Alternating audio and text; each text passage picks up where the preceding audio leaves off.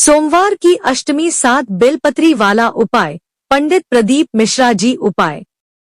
नमस्कार दोस्तों, आप सभी लोग जानते हो कि 4 मार्च 2024 के दिन सोमवार की अष्टमी पड़ रही है। सोमवार की अष्टमी का एक ऐसा दिन होता है जो भगवान शिव जी को बहुत ही ज्यादा प्रिय होता है और इस दिन जो भी व्यक्ति भगवान शिव जी की पूजन करता है उनको प्रसन्न करता है, भगवान शिव जी उसके जीवन से सारी दुख और परेशानियां दूर कर देते हैं, साथ ही उसके जीवन में खुशहाली ला देते हैं। इसी के साथ में सोमवार की अष्टमी पूरे साल भर में बहुत ही कम पड़ती है, जिसमें से 2024 साल की पहली सोमवार की अष्टमी 4 मार्च 2024 के दिन पड़ रही है। इसलिए इस मौके को आप लोगों को अपने हाथ से नहीं जाने देना चाहिए। आप लोगों को इस दिन 7 बेलपत्र वाला नया उपाय जरूर करना चाहिए, जो कि पंडित जी ने अभी हाल ही में 6 से 7 दिन पहले की कथा में ही बताया है और इस उपाय को करने से आपकी जो भी बड़ी मनोकामना होती है वह पूर्ण हो जाती है। तो इस लेख में हम इस 7 बेलपत्री वाले उपाय को अच्छे से समझेंगे और जानेंगे कि यह वाला उपाय किसको करना है, कैसे करना है, किस समय करना है। सोमवार की अष्टमी कब है? सोमवार की अष्टमी 4 मार्च 2024 के दिन पड़ रही है। सोमवार की अष्टमी को 7 बेलपत्री वाला उपाय किसको करना है? सोमवार की अष्टमी के दिन पूरे घर परिवार में से कोई भी एक व्यक्ति यह 7 बेलपत्र वाला उपाय कर सकता है। यह 7 बेलपत्र वाला उपाय विशेष रूप से घर की बड़ी माताएं बहनें करें तो ज्यादा अच्छा होगा। सोमवार की अष्टमी को 7 बेलपत्री वाला उपाय घर में कितने लोगों को करना है? सोमवार की अष्टमी को 7 बेलपत्री वाला उपाय घर में से किसी भी एक सदस्य को करना है। 7 बेलपत्री वाले उपाय की सामग्री। 7 बेलपत्री वाले उपाय को करने के लिए आपको मात्र 7 बेलपत्र की आवश्यकता होगी और 1 लोटे जल की आवश्यकता होगी। 7 बेलपत्री वाला उपाय किस समय करना है? 7 बेलपत्री वाला उपाय आपको प्रातः कल सुबह सुबह करना है। 7 बेलपत्र वाला उपाय सुबह कितने बजे तक कर सकते हैं? सोमवार की अष्टमी के दिन आपके 7 बेलपत्री वाले उपाय को सुबह जितनी जल्दी कर सकते हैं उतना अच्छा है, अन्यथा आप 12 तक भी इस उपाय को करेंगे तो भी आप कोई उपाय को फल मिलेगा। 7 बेलपत्री वाले उपाय को करने की विधि। 7 बेलपत्री वाले उपाय को करने की विधि कुछ इस प्रकार से है। 4 मार्च 2024 सोमवार की अष्टमी के दिन आपको अपनी यह 7 बेलपत्र और 1 लोटा जल तैयार कर लेना है। इसी के साथ में आपको सुबह सुबह जल्दी स्नान करके शुद्ध होकर तैयार हो जाना है। उसके बाद में आपको अपनी 7 बेलपत्री पहले से तैयार करके रख लेना है। अब आपको जो 1 लोटा जल भरना है वह बाद में भरना है।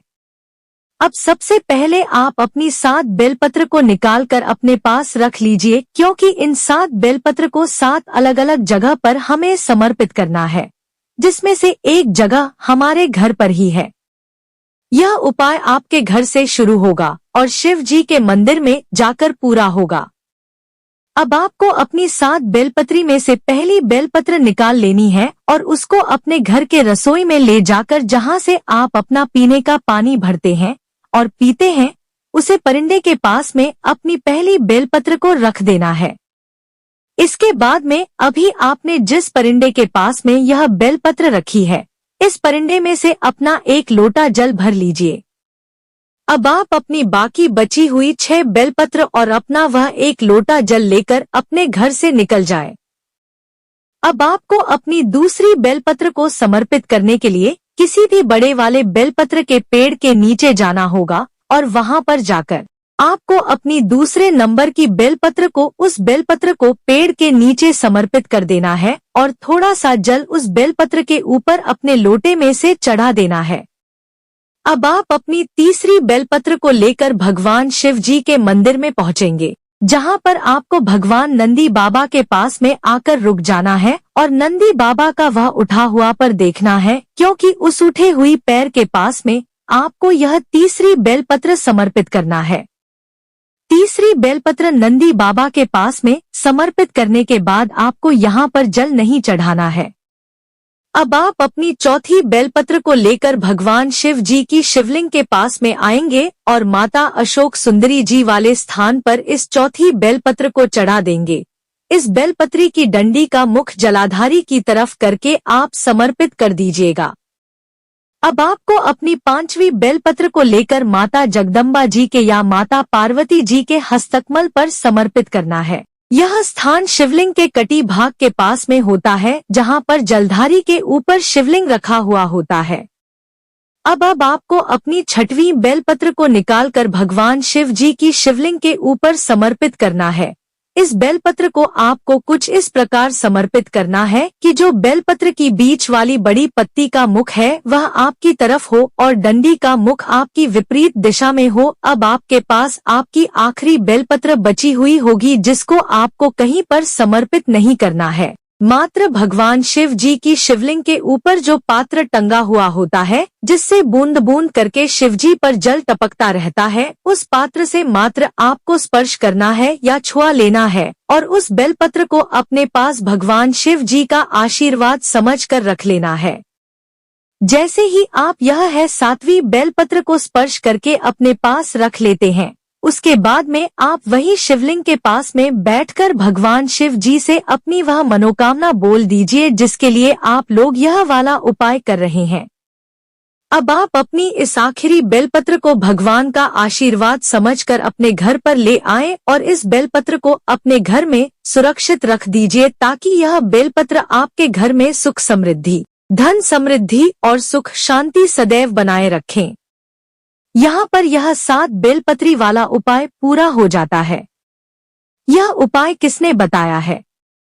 यह उपाय पंडित प्रदीप मिश्रा जी ने अपनी शिव महापुराण कथा में बताया है।